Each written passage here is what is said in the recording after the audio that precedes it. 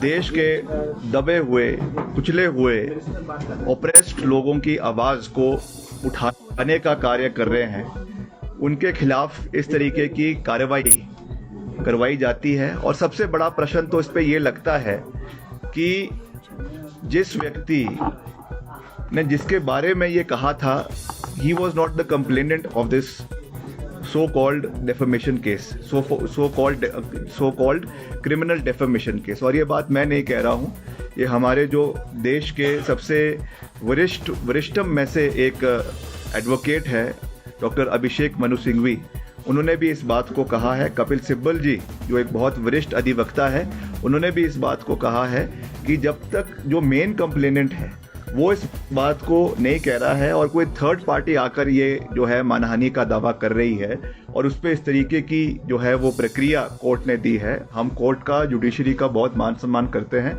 और हम उस पर कोई भी टिक्का टिप्पणी जो है वो कोर्ट प्रोसेस के ऊपर नहीं करना चाहते हैं। मगर जिस तरीके से विपक्ष की आवाज़ को स्टिफल करने की कोशिश करी जा रही है, सिस्टमैटिकली दबाने की कोशिश करी जा रही है, मैं समझता हूँ कि ये लोकतंत्र का गला दबाने का और लोकतंत्र की हत्या करने का प्रयास किया जा रहा है। और ये सब इस बात को जानते हैं कि क्रिमिनल डेफेमेशन के लिए इस तरीके का सज़ा देना ये बहुत दुर्भाग्यपूर्ण है।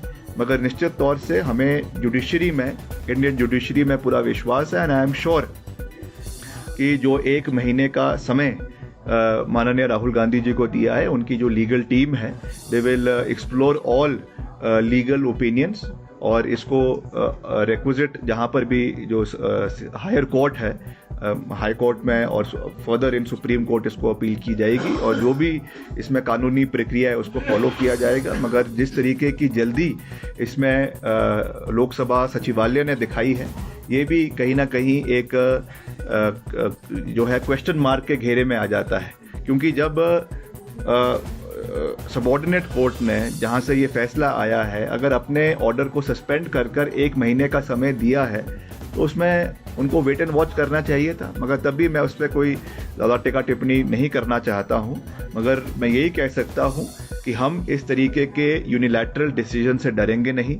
We stand rock solid with the family, with Shri Rahul Gandhi ji, with madam Sonia Gandhi ji, Priyanka Gandhi ji, और हम उनकी इस तरीके की जो लड़ाई वो लड़ रहे हैं, जिस तरीके से उन्होंने कल कोट खुद किया है, महात्मा गांधी जो फादर ऑफ द नेशन है, उनके शब्दों को उन्होंने कोट करते हुए ये कहा कि I will continue to fight for the people of the country, और सत्यता में ही मेरा धर्म है और इसके लिए मैं लड़ता रहूंगा। तो इन चीज़ों से हमको डरने की आवश्यकता नहीं है।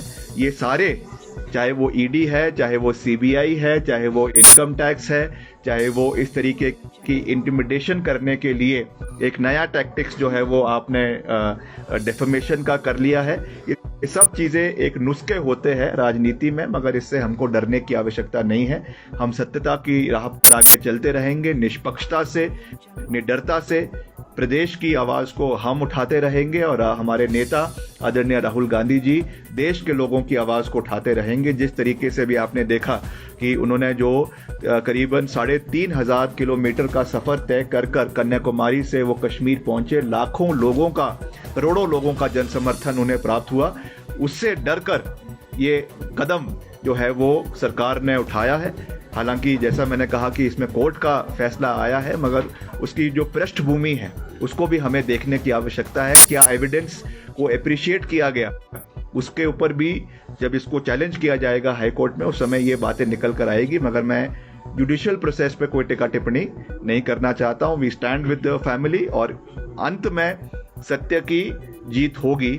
सत्य घबरा सकता है, डर सकता है, मगर कभी उसकी हार नहीं होती है। अल्टीमेटली ट्रूथ विल प्रिवेल और राहुल गांधी जी फ्लाइंग कलर्स के साथ निकल कर आएंगे, इसका हमें पूरा विश्वास है। देखिए राहुल गांधी जी ने लंदन में, यूनिवर्सिटी ऑफ कैम्ब्रिज में, और if I am not mistaken London school of economics में जो बातें कही थी, उन्होंने किसी का कोई कैरेक्टर असैसिनेशन नहीं किया।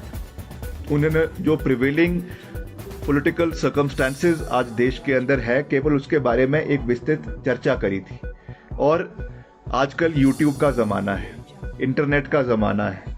आप YouTube के ऊपर सर्च करेंगे और उस समय 2014-2013 की उस समय, और तो इवन लेटर जब माननीय प्रधानमंत्री जी अंतर्राष्ट्रीय दौरों के ऊपर कनाडा गए, USA गए, इंग्लैंड गए और वहाँ पे उन्होंने वेम्बली स्टेडियम के अंदर या आपके सेंट्रल पार्क में न्यूयॉर्क के अंदर जो भाषण दिए, उसमें क्या बातें उन्होंने उस समय पूर्व की सरकारों के बारे में कही, तो वो क्या था? क्या वो डेफेमेशन नहीं था? तो केवल अपनी बात को कहीं पे रखना, मैं समझता हूँ वो देश की तौहीन नहीं है।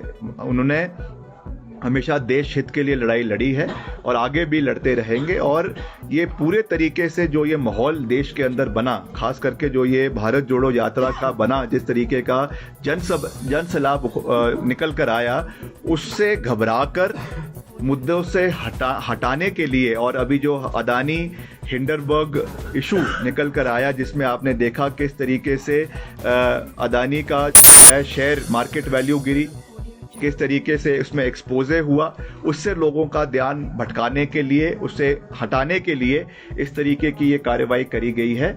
और जैसा मैंने कहा कि कुछ समय तक लोगों का ध्यान भटकाया जा सकता है। You can fool few people at few times, but you cannot fool all the people at all the time। इसका सच जो है वो निकल कर आएगा और अंत में सत्यता की जीत होगी, ये मैं कह सकता हूँ। तो क्या लगता है 2024 के चुनावों को लेकर इस तरह के हथकंडे अपनाए जा रहे हैं? निश्चित तौर से। और क्या है, और इसका क्या एजेंडा और इसका क्या तात्पर्य निकाला जा सकता है? ये तो इलेक्शन के ही दिनों में ही होता है। और ऐसा नहीं है कि राहुल गांधी जी के ऊपर ही ये डेफेमेशन के केस हुए। अगर हम हिमाचल का इतिहास भी पकड़ ले तो अक्सर मेरे पिताजी धूमल साहब के ऊपर डेफेमेशन करते थे और धूमल साहब मेरे पिताजी के ऊपर करते थे। मेरे ऊपर भी क्रिमिनल डेफेमेशन का केस चला हुआ है। चुनावों के समय में हमने भी कई बातें कही, डॉक्टर राजीव बिंदल जी ने मेरे ऊपर भी केस चला हुआ है। तो ये तो कोई बड़ी बात नहीं है। हमने चुनावों में जो मुद्दे उठाए हैं उसको लेकर अगर आप किसी को जेल में डालने की प्रक्रिया शुरू कर देंगे तो ये केवल जनता की आवाज़ को, विपक्ष की आवाज़ को दबाने की बात है। और अगर आप विपक्ष की आवाज़ को ही दबा देंगे सरकार के अंदर, देश के अंदर, तो लोगों के मुद्दे कौन उठाएगा? तो इसको उस परिप्रेक्ष्य से देखने की आवश्यकता है। तो ये कोई बड़ी बात नहीं है। अंत में सत्य की जीत होगी।